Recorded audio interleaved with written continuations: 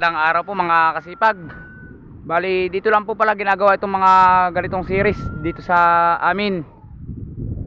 At dahil katatapos lang po nung trabaho ko ay hindi na ako nakapag-record at ako'y pagod, kaya dito po muna tayo sa paggawa ng series.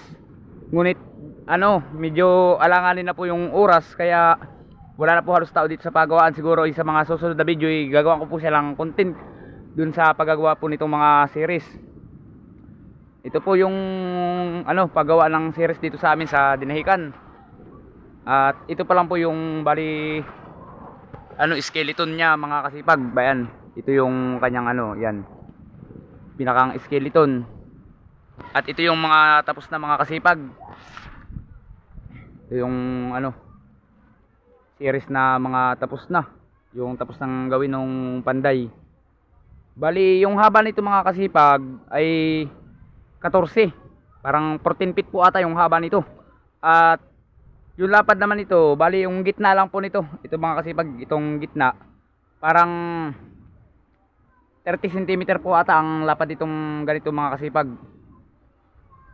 Kung tatanungin po kung magkano po yung inaabot ng mga ganitong mga series, ito po ay umaabot ng 40 to 50,000 po ang kada isa mga kasipag.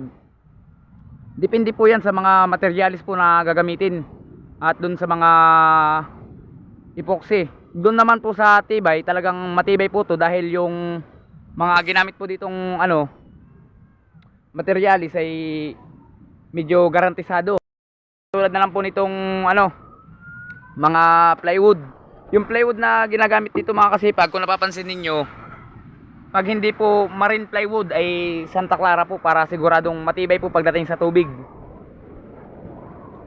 At yung sa pagdating po dito sa mga coating naman ito mga kasipag, kung napapansin ninyo, medyo thick masyado yung coating niya, dahil epoxy po talaga yung ginamit dito. Marine epoxy po din yung ginamit. Bali umaabot po ito ng 3 hanggang 5 patong po naman yung kanyang epoxy. At yung sa pintura naman mga kasipag ay umaabot naman ng 2 hanggang 3 patong. At siguro dun sa susunod po na video ay aanuhin po natin yung paggagawa ng series mula dun sa plywood hanggang sa mabuo na po mga kasipag. Siguro gagawin ko na lang po itong episode 1, din episode 2 na lang po natin yung mga kasunod na content na ito about dito po sa series at yung ibang detalye. Pagdating po dun sa mga pako mga kasipag, ang ginamit po dito noon, kung mapapansin ninyo, mga ayan, dito halos hindi na po kita sa camera dahil medyo madilim na at medyo tabo na po siya ng pintura. Ang ginamit na po dito ay 1 at saka 1.5 na galvanize. Noon po ang ginagamit sa mga ganitong series ay tanso, pero dahil po napakataas na po ng price ng tanso, kaya ang ipinalit po dito ay galvanized na mga kasipag. Doon po sa paggagawa ng series ay bukod po yung sa pagko-coating, iba din po yung ginagamit sa pagko-coating mga kasipag. Para po yatang 700 po yung sa pagko-coating doon sa epoxy. At saka 700 din po dun sa pagpipintura mga kasipag. Bali pumapatak po siya ng 1,400 pesos. Bali kasama na po siya dun sa kasama na po siya dun sa presyo na 40 to 50,000. Bali nagmahal po ng ganun, gawa po ng kasama na po dun yung makina, na depende po sa gagamitin yung makina. Pero ang kalimitan pong ginagamit dito sa amin ay 14 hanggang 16 po.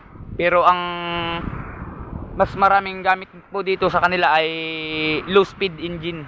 Yan po yung mga ginagamit po namin dito mga kasipag. Bali halos na kalahati ng bangka dito sa Dinahican ay dito nang gagaling yung series. Katulad na lang po ng series na Romel Ka Vlogger, yung iba po ay galing dito yung kanilang series.